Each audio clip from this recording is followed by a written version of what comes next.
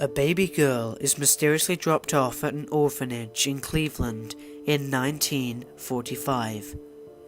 Jane grows up lonely and dejected, not knowing who her parents are, until one day in 1963 she is strangely attracted to a drifter.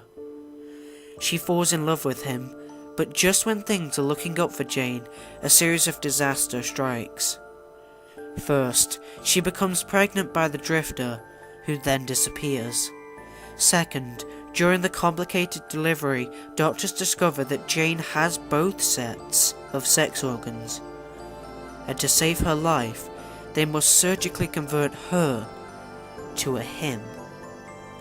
Finally, a mysterious stranger kidnaps her baby from the delivery room.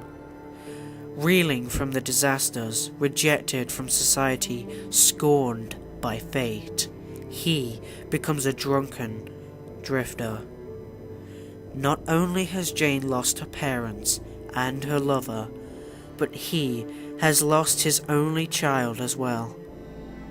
Years later, in 1970, he stumbles into a lonely bar called Pop's Place and spills out his pathetic story to an elderly bartender. The sympathetic bartender offers the drifter the chance to avenge the stranger who left her pregnant and abandoned, on the condition that he join the time traveler corpse. Both of them enter a time machine, and the bartender drops the drifter off in 1963. The drifter is strangely attracted to a young orphan girl, who subsequently becomes pregnant. The bartender then goes forward 9 months, kidnaps the baby girl from the hospital, and drops the baby off in an orphanage back in 1945.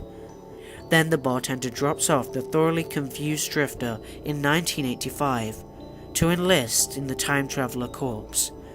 The drifter eventually gets his life together and becomes respected as an elderly member of the time traveler corps, and then disguises himself as a bartender and has his most difficult mission: a date with destiny, meeting a certain drifter at Pop's Place in 1970.